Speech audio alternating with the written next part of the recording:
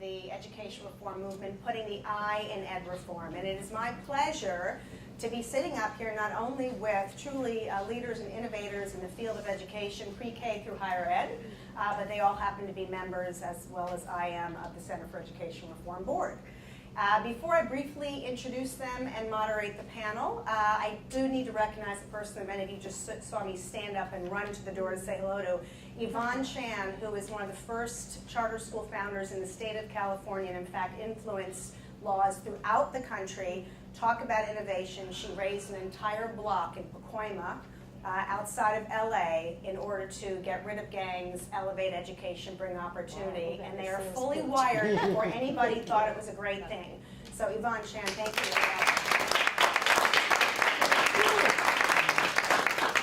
It is pioneers like Jeanne who actually helped create and birth the modern day education reform movement.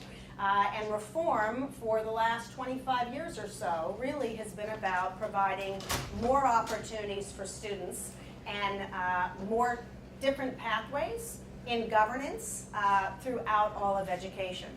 And yet, for many people, those reforms are still completely elusive. Barely 6% of students around the country in K-12 education have an option outside of their zoned area. Digital learning, as we're hearing about more and more throughout this conference, is hip, it's real. Personalized learning is a thing we're all into, and yet it's a struggle to get it in barely 1/100th of a school district, let alone an entire district or a state. And so we're talking a lot at the Center for Education Reform, as well as across the country, about what it takes to actually reset reform. And we're convinced that the key really is bringing the I word into reform. It's about innovation. And we should be agnostic about the kind of institution. We should be relentless about results, as I think you'll hear. And we need to be able to really address what it would take to truly bring innovation, the kinds of things that the first pioneers of ed reform envisioned, but are having a hard time sustaining in light of increasing regulation, increasing challenges at the national, state, and local level, and increasing apathy. So while we all have phones and we all have electronics, we're streaming live right now, for example, people all over the world can see us, we can still barely get somebody from outside a district into a classroom. It kind of doesn't make sense. So I'm going to start all the way on the right, and I'm going to ask each one of my colleagues here a question and then come full circle back to me. I'm going to start with Susan Wolford, who is Managing Director at BMO Capital. And Susan, I just want to throw at you kind of what are investors looking for, right? You are sitting, have your hands on the pulse of leading investors in education. Are they happy with the state of innovation, and what are they looking for? Well, what investors look for is what works. And so I know for-profit or profitable companies or anything that sounds like anything that has to do with making money is a dirty word in education, which I scratch my head and I don't understand, since we live in a world that measures success by, do you make something that someone wants to buy? Because if they want to buy it, it's probably pretty good. If they don't want to buy it, maybe it's not so good. Not always, but maybe it's not so good. So the number one thing that investors will start with almost all the time is, does it work? And they ask that question in 1,000 different ways. They don't always say, does it work? They might say, well, what are the outcomes? Or how does it work? Or what did the teachers think? But that is what they're trying to get to, is does it work? And that should give comfort to everybody that worries about the fact that companies need to make money, because you can't make money over the long term if you try to sell something that doesn't work. So, do they like innovation? Of course they like innovation. If innovation isn't done for the sake of innovation, if it's done for the sake of getting to a better answer, right? So it's all about, and the nice thing is we measure what's good as to whether or not learners are learning. That's what's good. So what's to argue about that? So yes, can we argue about what else goes on in the construction of a business model? All that stuff, yes, we'll come back to. But the very first question they ask is, does it work? And if it works, then we'll figure out all the other stuff that makes a business work. So yes, they care about innovation, but not for the sake of innovation. They care about innovation for the sake of having something that works and works better than what currently exists. So what works better than currently exists? Edward Fields, you are in the higher ed arena, though you care deeply and passionately about K-12, particularly because your your services and your offerings are heavily focused on teachers, among others. What on your side works in terms of when the investors look at you and HotChalk? And what about results? How do we actually drive innovation for results across the landscape? You know, I think there are a couple of things that are really specific to HotChalk that, you know, investors were interested in as we were going through a fundraising process this past summer. The first one is the notion that, you know, this is going to be a really big business, right? I mean, traditional nonprofit universities have been on the sidelines for the better part of a decade, while the for-profit institutions, the proprietaries, the University of Phoenix's, have sort of run the table for degree programs online. But we all know about the broken glass around those institutions. And really what, you know, sort of the investors were interested in was, number one, could this be a really big business? Was there a scale opportunity that would produce a big sustainable company that would throw off, you know, meaningful profits for decades to come as it served students and institutions at scale? At the end of the day, we only exist and really can only prosper if the students that we serve on behalf of these institutions are getting a meaningful return on education investment. And that means a degree, a credential that adds up to a real change in their career trajectory, their compensation, or their opportunity set. Those are the kinds of, you know, sort of results that I think are going to be more and more important in higher ed, and that all higher ed institutions are going to be held to as consumers become more discriminating, and frankly, as, you know, sort of the Department of Education and the government become more precise about where federal financial aid dollars can go in pursuit of real results for students. And stay on that just for one more minute. What are the conditions that you all need to do well to create innovations? What are the things that the feds or states should and shouldn't be doing, or might be doing, that hamstring your ability to be successful? You know, I have to tell you, I mean, I think one of the things I'm excited about is that the Department of Ed is applying a tremendous amount of pressure to the whole topic of results. This idea that you have to get a return on education investment, not always financial, right? There are places for liberal arts degrees and students and artists and musicians that may not have the sort of the precise return on education investment that we might want. But for the vast majority of consumers, I think the Department of Ed is doing a great job of applying real pressure to the sector with the intent of driving institutions to produce better, more predictable outcomes for students that lead to a real return on education investment. So we're thrilled to see the way it's going, and you know, we think it's going to continue to accelerate. That's great. For those of you who are just joining us, Edward Fields, Susan Wolford, John Hage, I'm going to come to in a second, and Jim Goenner are not only innovators and leaders in their field, but members of the Center for Education Reform's Board of Directors. Someone who just walked in the room, who I'd like to introduce, is our Chairman Emeritus, Giselle Huff, who was also head of our board for several years. And we thank you for being here, Giselle. Quite a pioneer in your own right. Leading the charge for blended learning and personalized learning across all structures. That really is increasingly a new day. So John, on that note, is it a new day, right? So 25 years ago, you started a small little company. You now have 85 schools in how many states with how many students, and what are the conditions you need? And is innovation any different than reform? Yeah, so it was 20 years ago. Thank you, Jeanne, not 25. I was in high school 25 years ago.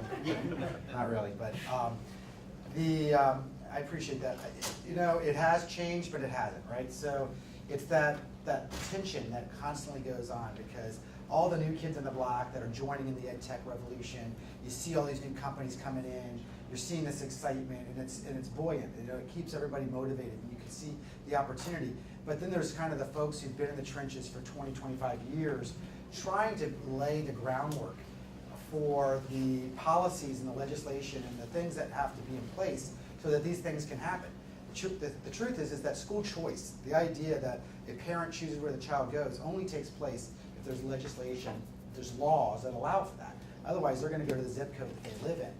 And I think what's changed is that school choice, or at least the concept of choice, is no longer itself so controversial. It's definitely become a cliche, kind of cool thing, almost like the term innovation, right? But at the same time, like you said earlier, Jeanne, it's still not available to the great majority of students in this country. So as much as it's popular, I mean, the polls showed over 80–85% every time, all types, partisans, doesn't matter, left, right. People want school choice in some form. When it gets down to the actual implementation of that, though, it really continues to be a real battle every day. And I think what's tough for businesses that are in this environment is that you have to do a couple things at the same time. You have to make your business model work. You got to find a financial model that makes it work. You got to live within the parameters of what any other organization or company has to do, which is make a return on investment long term, create a great product, service, and really make that work for investors and for customers. But you also have to be a part of the policy world whereby this roadway, and I often use the analogy, right? You're actually racing your car, you're building your car because you're building that business, and you're still building the racetrack. The racetrack is not completed yet, so you actually don't know where the racetrack goes. So you're in this race, and unlike in a regular race where you actually have the map sitting in front of you, and you know when this turn's going to go left and this one's going to go right, you're sitting in an environment where we don't really know where the track's going to go. We're still building our car, and oh, by the way, I'm racing because we are in a competitive environment to ensure that we're offering something better and different for students so that parents are compelled to put their children in our care. So I think that's the challenge of it, but it's also the opportunity of it. One of the things that inspires me to be in this space, right, to do this, that makes me motivated every day to get up and do it, is that I feel like our mission is first and our business model is second. And I've said this before, we're a mission with a business, not a business with a mission. And what I mean by that is that if you come in and you have team members and everybody's focused on changing the world, creating opportunity for students, especially those that are really falling between the cracks, right? Then that gives you such a heads up, get ahead against your competition, including many systems that have just given up on kids. And then the business model is what makes you more efficient and effective. So I think things are changing only in this sense, Jeanne, that at the end of the day, it's starting to work in spite of some failures that you see. The great majority of successes are not talked about. They're not seen every day. Nobody puts the front page about the greatest new charter school performance on their, they don't put that in the front page of the paper. They're just going to talk about the one small one that didn't make it, and they're going to amplify that. So I do really think that the momentum is in our direction. Success is starting to become universal, and where failure is at, nobody anymore, to my knowledge, really wants to put up with failure. No one's going to make excuses for that. So Susan talked about investors are looking for student gains and results in order to invest. Edward talked about results being really at the heart of whether or not innovative programs can work. You just named it as well. The reason that things are changing a little bit is because people are beginning to see results. Jim, head of the National Charter School Institute, also at the ground floor when one of the earliest charter school laws was created in Michigan, school choice laws, certainly in the drive for technology in your work. At the heart of entrepreneurial efforts and innovation is a necessity for risk. These folks clearly are taking risks all the time, right? But is there an adversity towards risk that we're seeing more and more in K-12 space? Is there a disconnect from your vantage point? Because if we're only hitting 6% of the kids and yet we've been around 25 years, where 25 years from where we actually all first said, yeah, we're done, we have it, we've got to do something different, right? Could be 30 depending on how you define it. Why aren't we farther along? Are we taking enough risks, and can you take risks and still have results? Great question, and thanks for the Center for Education Reform and the team for hosting this event, and for all of you coming. You know, it's the tale of two cities, or as Jim Collins spoke this morning, there's the two sides of the coin. And it's a miracle in many ways that we've come as far as we have. We're moving from an era of assignment to an era of choice. And those transitions start slowly at first, but then they gain steam. And so while there have been all sorts of barriers and obstacles, there's been a resilient group of people that have found a way over, under, through, around. And so windows of opportunity come, and when they present themselves, you've got to be ready to go. And so Jim Collins again this morning talked about luck, right? And the great thing about luck, the way we define it, is when preparation meets opportunity. And so when the Center for Education Reform and other groups help create those policy openings where you can now do choice, you can do things differently, you can start new schools, you've got to be prepared to go through that. And so, yes, there's barriers, but there is momentum gaining steam. If you saw Michael Moe's presentation, and he talked about the size of this conference alone, and you see the vibrancy and the dynamism, we are just getting started, and I think that's what's so amazing about it. As a father of 7 kids, I get the idea You had to go of charter school. personalized instruction because all kids are different. And just listening to the luncheon program, the idea that kids can actually start assembling their own education. You want to talk about personalization and where can that go? And so I'll just close with this thought. If I said to you as parents, I'm going to give you $120,000, can you get your kid a K-12 education for $120,000? Some of you probably smile and say, I'll take that bet and I'll even be able to pay for some part of higher ed. Well, as taxpayers, we're spending about $10,000 a kid, on average, depends on your state, times 12 years. There's your $120,000. What could you do with it? And I think that's what the future represents. Susan, would that idea fly? If someone came to you and said, I have a company, I figured it out, I'm going to make sure everyone gets $120,000 to pick and choose to build their own education, would you have an investor for us? There are, yeah, well, the investor will want to know, does it work? So, getting back to, does it work?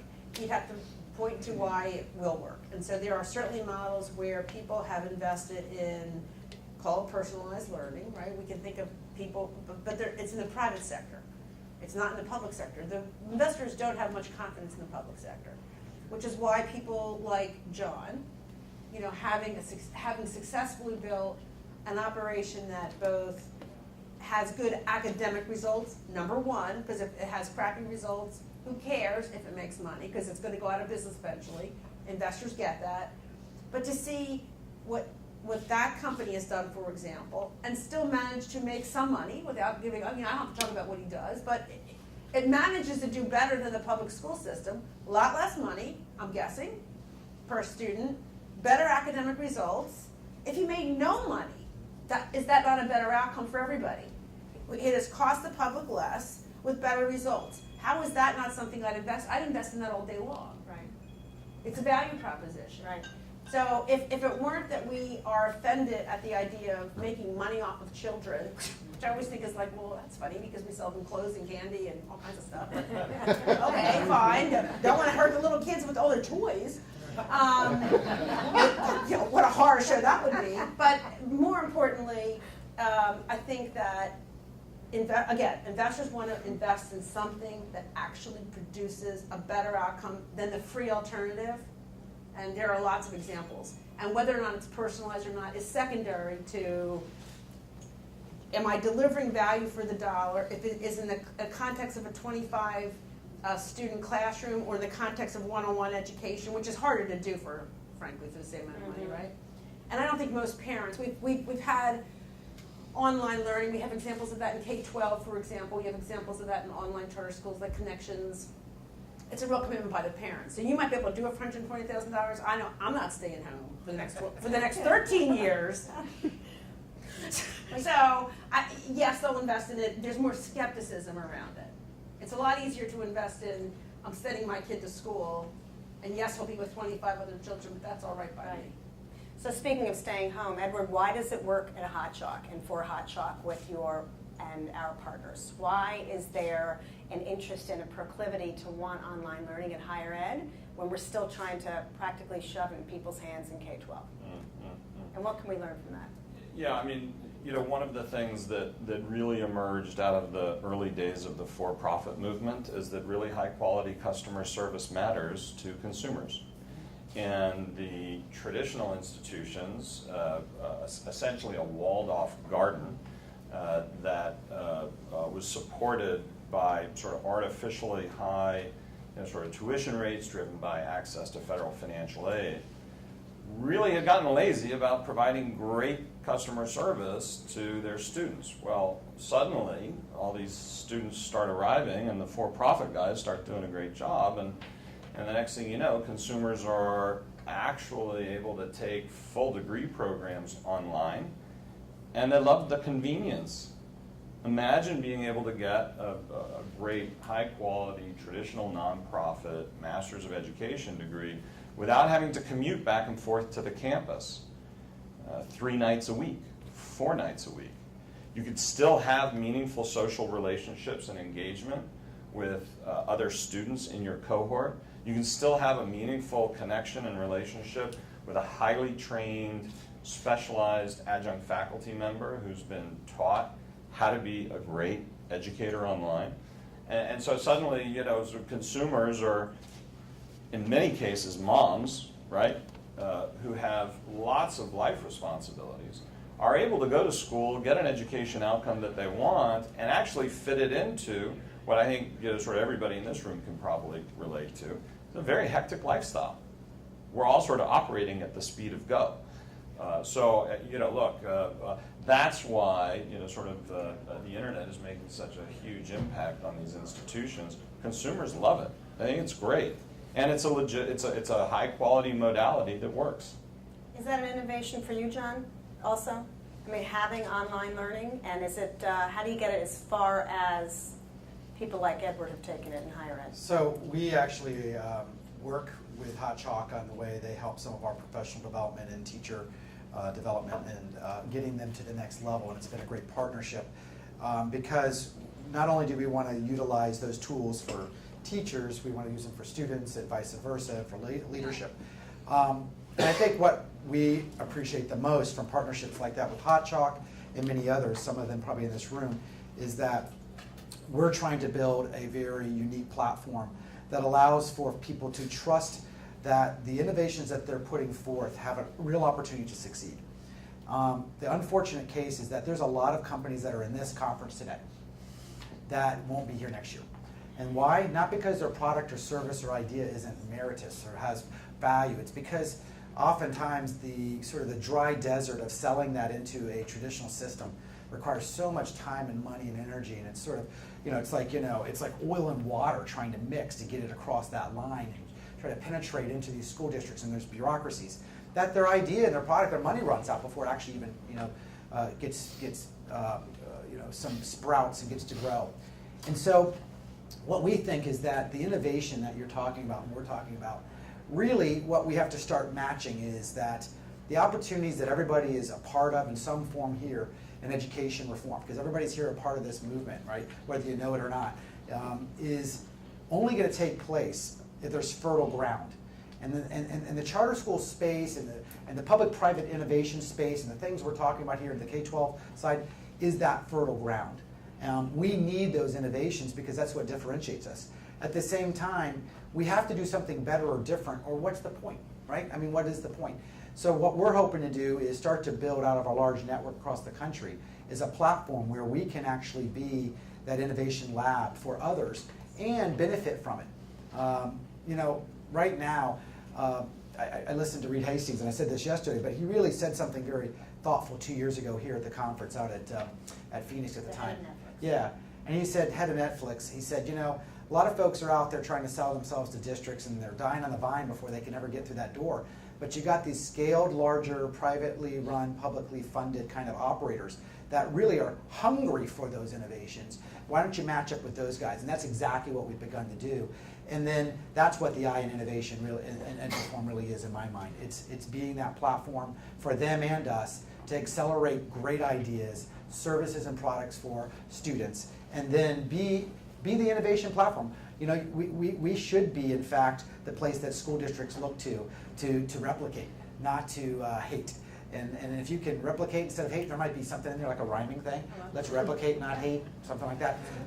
Then maybe a chant. Let's ask Common and they'll do a I got rap something around there. that. Yeah. That's great. Common, do a rant. There you go. So Jim, speaking of that, can traditional schools, school districts, again, pre-K through 12, and even traditional colleges and universities benefit from what sort of is being incubated at the Charter Schools USAs of the world, of the HotChalks of the world? Absolutely. And if you think about it, one of the best forms of flattery is to emulate. And we have a natural tendency to find out what works and emulate it, right? Copy it, whatever you want to call it. And I bet Susan's investors would love to have people that can copy what works and deliver results. I think one of the other things that's happening, and this is the caution, is that in Patrick Lencioni's book called The 5 Temptations of the CEO, one of the temptations is to pick certainty over clarity. And there's a push largely coming out of the accountability side of this argument that is asking for certainty. And certainty is in some ways the enemy of innovation, because when you try things differently, you don't know for certain. And yet at the same time you'd say, well, hey, I don't want you experimenting on my kid. So the balance of those definitions, to try things differently, to be responsive and to adjust, are really critical. And yet we need this fertile ground that John talks about so that things can take root. And the ones that are ready to flourish can go, and those that can't have to get off, and new ones need to have room to try. But didn't you also say recently there's a lot of people having discussions about exactly that fertile ground that has been in existence for a while, that's allowed a lot of the blended learning work to happen, that's allowed a lot of the digital learning efforts and other innovations, just basic innovations in time and space. Didn't you recently say, though, that we are at risk of losing that because we're becoming overly bureaucratic about what we expect? Well, there's no question that the pressure on tried, proven models are the only ones that get to try anymore.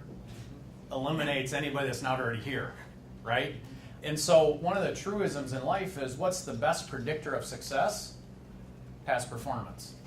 And so while you may not have run a school, what's your track record around performance? And so should you get a shot to be able to try that in the public school sector? And so I look at the charter strategy, Jeanne, as an idea. And if you think about marriage as an idea, we know that a lot of people don't implement the idea well, and yet we still think marriage is a good idea. And so in this strategy to improve public education, we're going to have some people that don't implement the charter school idea well, but the idea is still strong because it creates that fertile ground for new things to try. And sometimes people don't actually need to start a school, they just need to try a program.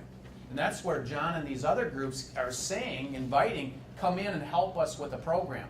Let's test it, right? And let's be adaptable and flexible, and if it works, expandable. So does anybody understand that out there? Like, again, you're not in schools all the time, you're not trying to work with a school, you're in the investment world, you're in the money world. When you talk to people, do they have any idea how to interpret what we're talking about? Are we doing a good job opening up and exposing people to these things, or are you constantly filling the information gap? That's an interesting question, Jeanne. I guess I'd say that, like anything else, there's varying degrees of understanding, right? There are some people here, there are some education investors here who have been in the education industry so long that I suspect they know, another horrible statement about to come out of my mouth, they know more about education than the educators do, right? Because they've been doing it for 30 years, and they've seen the cycles, and they've seen what works, they care passionately. Long-time education investors, somebody like Michael Moe, for example. Do I think he gets it? All day long. On the other hand, there are guys who are, this is one other industry. This is education, and tomorrow I'll work on healthcare. The day after that, I'll work on some widget company. Those guys don't get it. What they get is what the New York Times, the Wall Street Journal, or whatever magazine or newspaper they still read tells them to get today. Before they actually sign the check, they've done a lot more work, they get it a little bit, but education, I think, is an acquired taste for people because the government scares investors. So we know that there are lots of things that work that haven't gotten uptake. More so in education, I always tell you to people, more than any other industry I've worked in. Now I've worked in this industry for almost 20 years, so it's been a long time. But I run the tech group at BMO. My personal area is education, but I run the tech group. More than any other area, I'd say education is a place where there are good products that never become successful. And that is not just because of the government. I'd say it's because of the government, it's because of school administrators, it's because of teachers' unions, it's because of parents, it's because of children. It's a lot of constituents, right? Like, just investors hate that idea. That you can have a good thing that doesn't work because there's all these people with a right to an opinion. That's a lot of opinions that I gotta make people comfortable with. So that I think is what really good education investors understand, that you have to thread a needle, that they can look at something even in the face of wonderful scientific results, that kids' learning is going to skyrocket.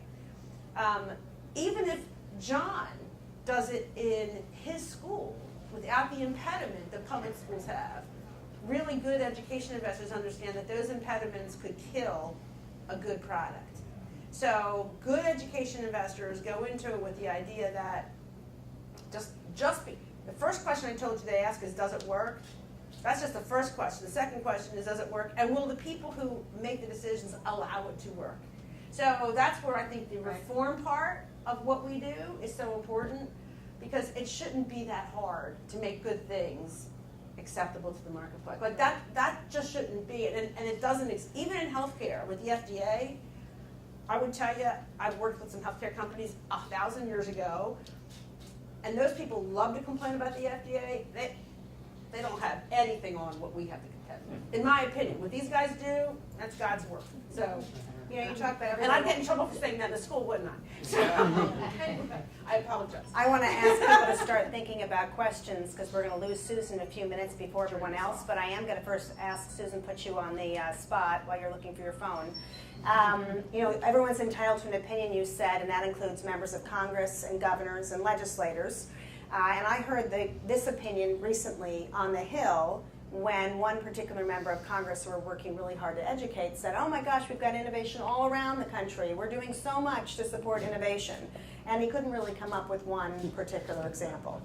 And so we started thinking, as many of you have seen or heard through our emails and our notes, we started thinking about what would we tell the next group of governors? What should we tell the next president about education innovation, what he or she might do? So I'm going to put you on the spot, Susan. What should we tell the next president about education innovation? You know, it's a very, very high level comment, and I apologize for being so high level, because it doesn't make any sense. Right. But I think that they should stop thinking of profit as a dirty word. I mean, even people who are educators, even people who have been in the world, like publishers, you know, interestingly enough, every now and then you feel a sense of apology about it.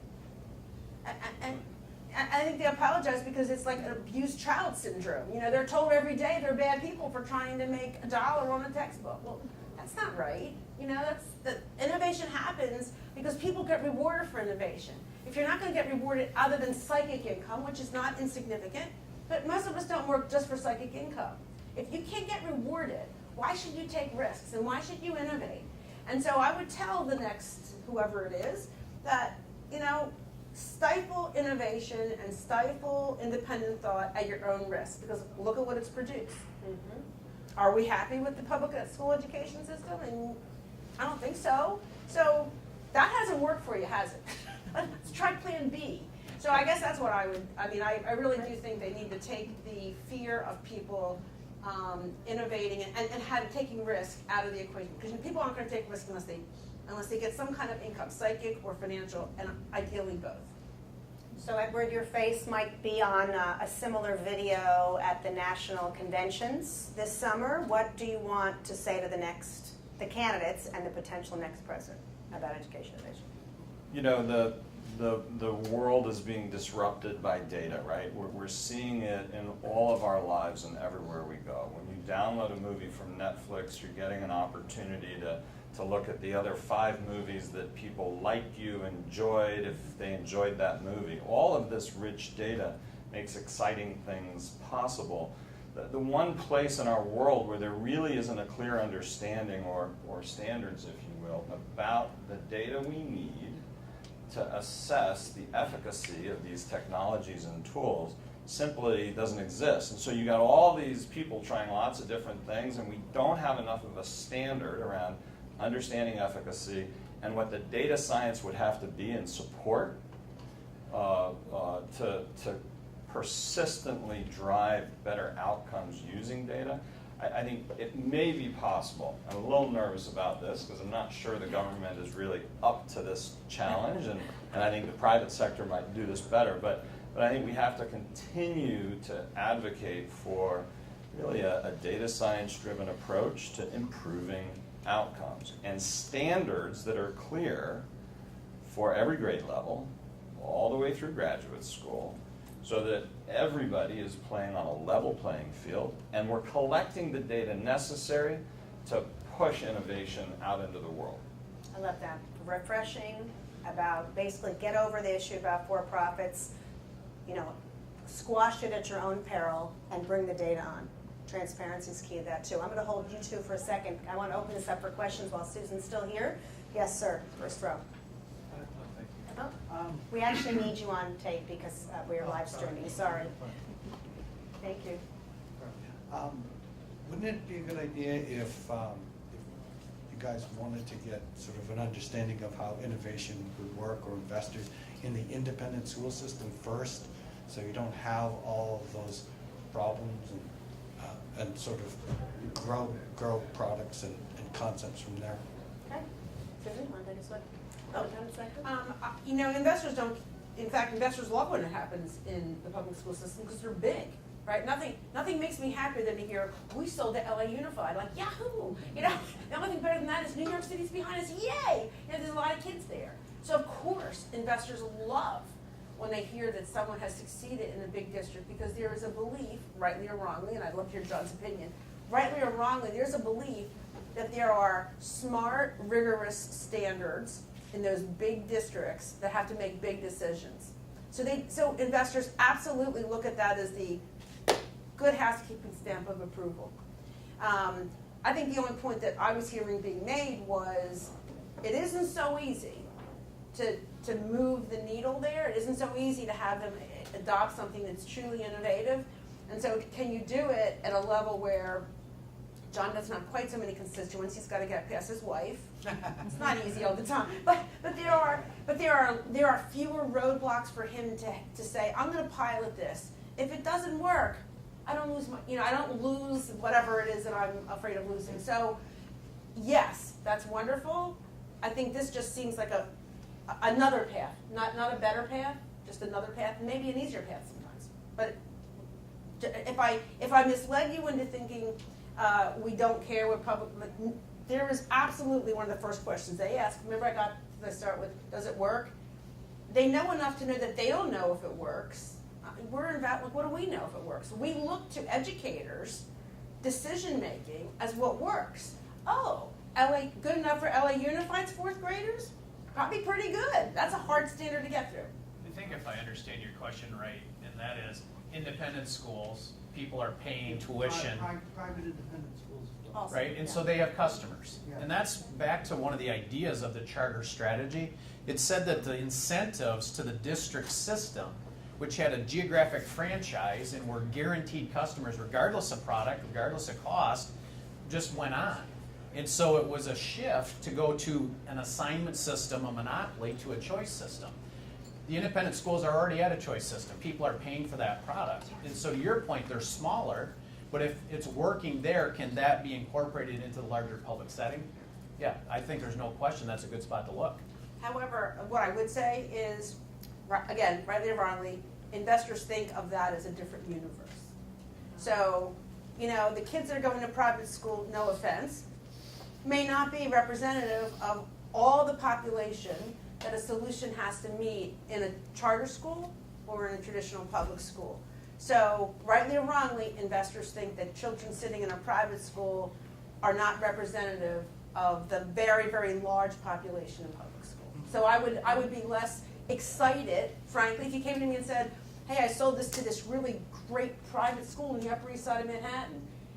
Yay. Because that's not the same, that headmaster has a very different problem than the head of the chancellor of New York City. But there's And that's another the aspect of that too with independent and private schools, which is that many of them rest on their laurels. So even though they should have the independence, they should want to be iterating, they have a reputation. And mom and dad are showing up expecting it's going to look just like for them as it did for grandmama, right? And that even actually carries through to low-income inner-city Catholic schools that don't have to ask anyone about how to spend their money. And yet their idea of technology is often someone gave us iPads. And technology, as one of Edward's colleagues was fond of saying, is a pencil could be technology.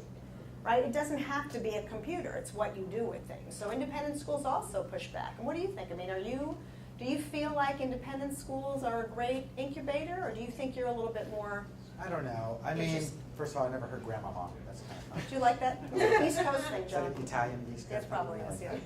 Jeannie's like another sister to me, so I get to tease her a little. I would say that the tension between, so the pendulum started very much with innovation in a certain way that got charters started, that got a lot of the reform started, that got vouchers started, all that. And then anything went. If you were just a charter, or you were even if you were a member back in the day when, being a magnet school, that was good enough, right? You were different just by your sort of perception that you were allowing innovation to take place. And then, of course, then there's failure because you allow risk. And then the pendulum has swung the other way, where now it seems that no one wants to take risk anymore. So we apply for charters all the time. We see folks in all worlds, public, private, coming in, trying to apply. And there's a lot of those getting turned down because, quite frankly, the districts and the authorizers look at it and say, too much risk. We don't want you to do that. We don't. Where's your proven model? We're like, well, I feel bad for the folks who've never done it before. Because, how are they supposed to ever get a chance to actually open one if they haven't proved, right? It's kind of like, right? And so now the pendulum's the other direction. The thing back earlier you asked, I think, is the relevant question, which is what do you tell the next president? What do you tell anyone that's in this debate? Anyone in this debate? From the front lines, what we see is have a healthy tolerance, a healthy pool. It's this balance, right? It's this idea that innovation, risk, taking capital, putting it out there, trying something new, whether it's with partners or whatnot, that has to always be open for business and rewarded when it's successful, and there's consequences obviously when it fails. But at the same time, these are children. These are often public dollars. These are environments that have government good that's involved in it, right? And it's not a political debate ultimately, it's what's going to work for them. And what's going to work for them is there has to be rules of the road. There have to be some protections. It is, taxpayer dollars. And so I've often said, it may not fit in the mold of a political sort of play card, right? But what really has to happen is there has to be some rules of the road at the front end that says this is what you're going to do and not do with the money and how you're going to make sure that everybody has an equal opportunity. And there has to be some real rigor on the back end, like you were talking about before, that if this is working, let's amplify it, replicate it, and do it. And if it's not, shut it down, stop it. And don't do it again, by the way. Too often failure just keeps starting back up again and again and again. I'm like, why is that happening? And so the lessons learned, and ultimately my biggest concern is this, is that we have conversations with ourselves. There's rarely a conversation where the folks in the government sector, right? I've yet to be invited to the National School Boards or Superintendent's Association meeting to have this rigorous debate. And quite frankly, they don't come to ours. And at some point, there needs to be that conversation. This is no longer the genie is out of the bottle. This is no longer a trial balloon. This is real. There's millions of students in these schools, and they're not going away. Trust me, there's too many parents bought in. This is not going backwards. So the question is, how do we do this together in a way that evolves into a much higher discussion around sharing innovation, best practices, shutting down failure in both sides, and succeed together and share the credit. I mean, that's a lot, it's an old-fashioned term, I said it yesterday, but there just needs to be a reaffirmation of going back to old-fashioned values that says, when we get success for kids, it's everybody's success. Let's share it together, let everybody feel good about it. Before I turn to you, questions? Anybody else have a question? Yvonne, Jeanne. Okay. Especially Susan. When you invest into education, what's your time or level of patience, knowing that, we are complicated. Now you give me 1 year, you give me 5 years, you give me eternal years. When do you want your return in profit? Well, that's a really, really good question. And there are multiple answers. So the one answer is, if you think back of who are some of the biggest innovators and suppliers to education, or the big publishers, they actually have quite a long time frame. The big three guys for K-12, they don't have to turn it around next month, unless it's going to cost an inordinate amount, but they don't. I mean, people, again, I'm going to defend them because everybody thinks that it's a horrible thing that we make money off these poor little children. But they have a long time frame, and I think they certainly think in terms of dozens of years, not dozens of months. 7-year rotation when you buy again. Yeah. That's California, okay. Yeah. Now, the only problem, so that's one good answer. You have guys like, there's a lot of family innovators who have infinite, like they don't, we beg him to sell and he refuses, right? So it's like, no, I still want to grow and I'm like, I want to invest in the company. It's like, why? Like, we want to sell you. But so they're the family guys. They have infinite time horizons. But then I will acknowledge this. There's one thing that has caused a lot of capital to come into many industries, including this one. It's a very positive thing. It fuels innovations. We're talking about innovation. Let's talk about it. So it's venture capital. A lot of those guys are running around this place today. Private equity. A couple of those are running around this place today. They have a shorter time horizon. All right? Their time horizon, in some cases, is measured in maybe even months. Not usually. But kind of like 5 years. And when they say 5 years, don't even believe them, because it's more like 3 years. But it's 3 to 5 years is the honest answer. That's difficult. So I'd say that there are sort of 3 buckets of time horizons, and everybody focuses on that last one. But a lot of innovation has happened by the first 2, in my opinion. I think it's really important just to think about the innovation called charter schools, though. That is 20 years ago, there was only one provider of public education in a community. The idea that there can be now multiple providers of public education in a community is by definition innovative. We've come a long way. We've got a long way to go. But that was a big sea change. Do you think it's universally felt that charter school, people hear the word charter schools, they're innovative? And secondly, having you been in this world, if you will, for a really long time, what happened to vouchers? Right? Is that still a bad word? We got some vouchers out there. There seem to be more and more choices. The gentleman asked about private and independent schools. Is there still a role for vouchers? I believe there is, and I'm going to use that to segue to the president. Good. Mr. and Mrs. President, one of the most important things is to remember that some of the simplest truths are the most profound. In kindergarten, we learned that we should not put all our eggs in one basket. And we heard last night from Condoleezza Rice that education and poor education is hurting our national security. So this is an important issue for the moms and dads and the kids, but also for our country and our future. And so don't make one bet. Have multiple bet strategy. Have more than one basket to put your eggs in. And also, you cannot regulate our way to excellence. That also is a truism. And so one of the things that's happening with these innovations and these choices is we're running up to an accountability system that says one size fits all. And we're trying to move away from that as far as kids in schools go, but we need the accountability system to be able to be flexible and adaptable for the different types. And so I think those are the things that are going to be the most freeing to the system, and that is we're moving from a district system to a system of schools. So what do we tell a lot of ed tech companies also running around, a lot of new starts, a lot of little organizations, medium-sized organizations, all asking, how do we find and prove our concept? What do we tell them about what we can do? Just pivoting for the last few minutes to the Center for Education Reform with innovation, sort of an added word. How can we help them? Well, I guess that's for me, since I somehow volunteered and got picked to be chairman recently. So thank you, Giselle, for passing that on. Let's sit down afterwards and give me some instructions on this.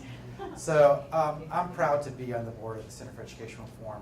First and foremost, it's, in my opinion, been the most consistent long-term voice on school choice of all forms and all types. It's agnostic when it comes to how that's delivered, as long as it's quality for students and the parents at the center point of that decision.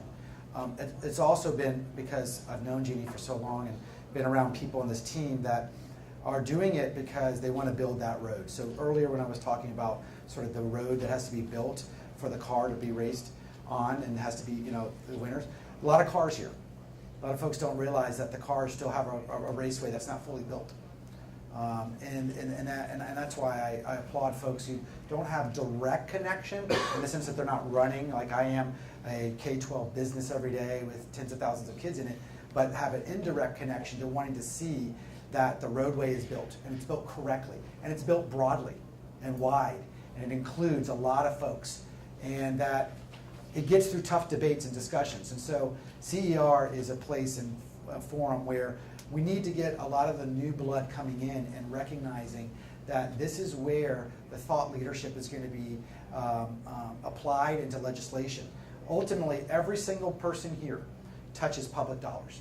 There's not one person in this entire forum here that doesn't touch public dollars, whether it's K-12 public dollars or higher ed public dollars, whether it's federal tuition or grants or Pell Grant, it just goes on. Everybody's touching public dollars. And because of that, we need to be aware of and a part of that conversation more than ever, especially given that this has been the most absent discussion ever in my lifetime and anyone I know at the national level about education. There's been literally no discussion at all for the most part. I mean, a few things during the way early primary, but very little discussion by our presidential candidates. And it's a shame. It's really a shame. And we need to stand up against that. And we need to say, what's wrong? Why are we just talking about walls and we're talking about this? And there's no discussion about, what about our kids? What about our future? And there's, this is the great opportunity to actually have a bipartisan discussion. It's one of the only issues I know, that you can get people on all sides of the debate, left, right, center, those who don't even know where they belong in the debate, all around the fact that parents should have a voice in their children's education, and those kids matter, and let's design systems, but ultimately schools and classrooms and instructional models all the way down for those students, for those kids. If we're not about the kids, then we got a really bigger problem on our hands than we think. So that's my feedback on it for what it's worth. What do you think, Edward? You're probably farther away from the political spectrum, being in Silicon Valley, than most people. Do you think there's a role to be played also for Silicon Valley to help inform the public policy debate? Every car that's shipped in the United States goes through a crash test, right? The National Highway and Transportation and Safety Administration, I think that's what it is. It sort of has a very specific set of standards that every car is measured against. There's a rollover test, there's a 5-mile-an-hour bumper test, there's airbags that go up. We have these wonderful standards for crashing cars. We have no clear standards around the data for what works in education. And it seems like there's a real gap in terms of the priorities and what kinds of expectations we as citizens should have around the institutions that are deploying all of this capital. And for goodness sakes, if there's one thing that Silicon Valley ought to be able to support, and support with the Center for Education Reform in terms of the dialogue, is, hey, we need some standards. We need a clear statement about what's the data set required to measure efficacy across any of these potential products, environments, and ultimately it has to be about outcomes. Right. I think one of the most powerful things CR has done and can continue to do, and invite all of you to be part of it, is to change policy to create opportunity. And then once the policy allows the opportunity, then it's people like you and that you've heard implementing. And so there's what we call policy and practice, and they often don't integrate well. And so the idea to have a foot in the policy and a foot in the practice so they're getting that feedback loop is really powerful. And where the policy needs to go in one particular area is to start paying for performance rather than seat time. That is a lever that will dramatically start changing the paradigm in a very powerful way. Paying for performance and not seat time. That's pretty dramatic. Any other questions? It's just an interesting, no, you always have a good question, not Giselle? It's an interesting segue because I just want to make a statement about your role, and this is not a commercial for the Center for Education Reform. We really are now an organization that is inviting partnerships across the landscape and really want to invite anyone who is engaged in delivering a product or service, creating a new idea, to come to us and let us help you find a way to partner or incubate. We will open up our collective Rolodexes and databases and help you find someone who is interested and thoughtfully engaged in something similar.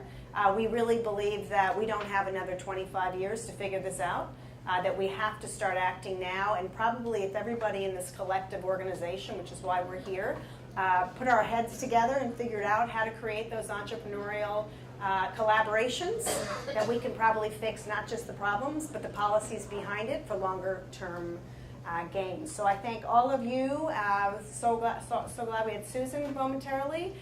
We've run out of time. Come join us again tomorrow. Be sure to get on tape about your messages for the next president. And thanks again. Appreciate it.